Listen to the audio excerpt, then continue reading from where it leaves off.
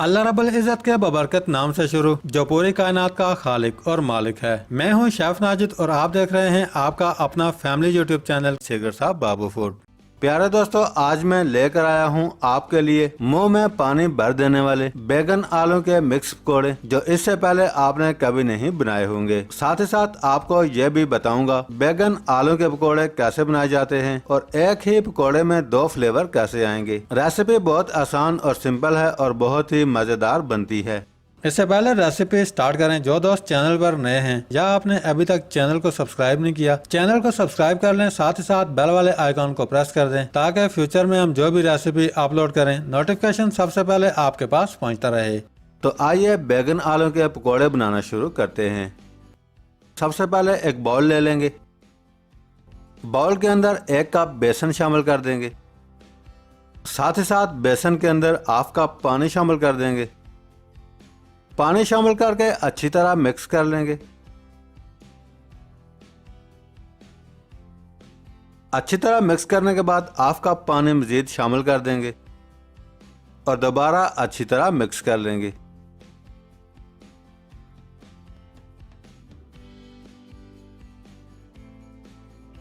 अच्छी तरह मिक्स करने के बाद 1 अंडा तोड़कर बाउल के अंदर शामिल कर देंगे। अच्छी तरह मिक्स कर लेंगे।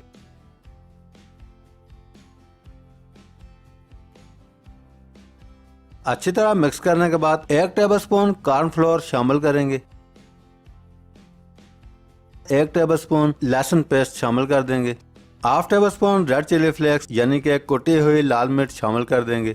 ½ टेबलस्पून लाल मिर्च पाउडर शामिल कर देंगे।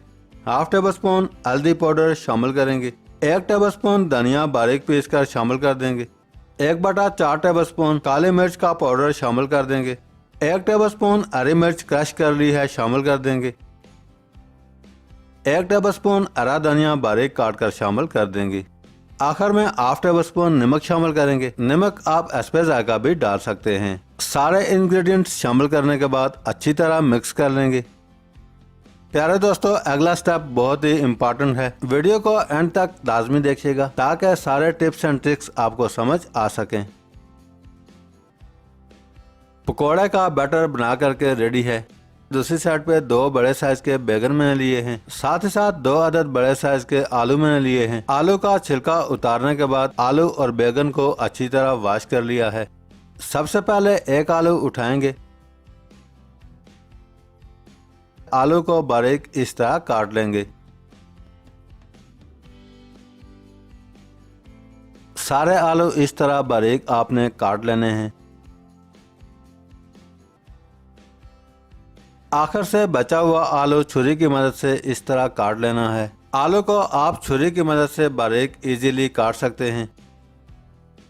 दोनों आलू इसी तरह काट कर रेडी कर लिए हैं। कटे हुए आलू प्लेट के अंदर शामिल कर देंगे।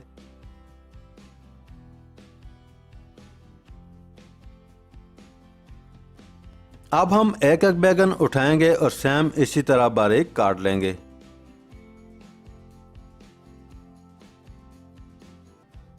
दोनों बैगन इस तरह बारीक काट लेने हैं।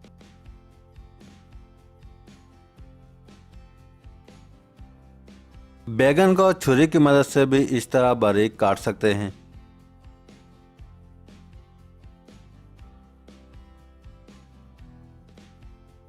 दोनों बैगन बारीक काटने के बाद प्लेट के अंदर शामिल कर देंगे।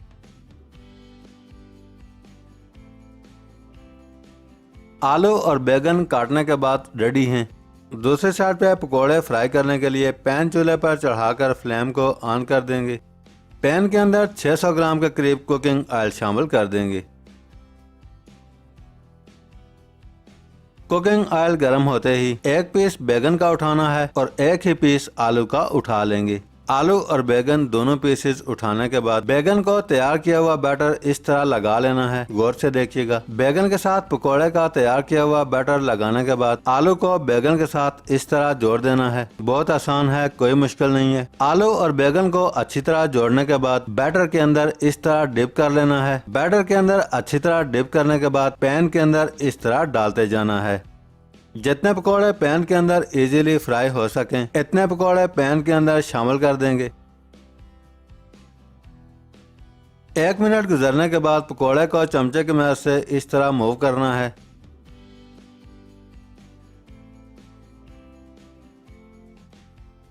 एक साइड से गोल्डन ब्राउन होने के बाद साइड को चेंज कर देंगे। माशाल्लाह बहुत ही जबरदस्त खुशबू आ रही है। अगर आपने ये रेसिपी यहाँ तक देख ली है तो एक दफा बनाकर जरूर ट्राई करनी है।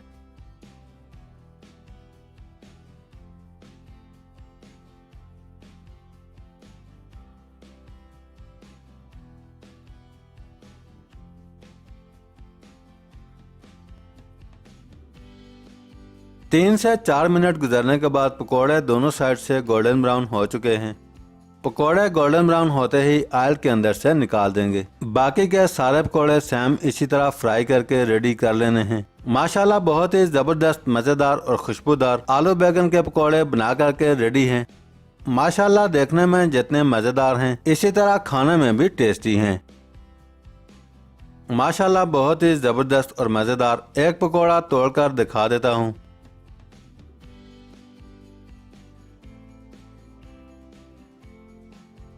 माशाल्लाह एक पकोड़ा 2 फ्लेवर।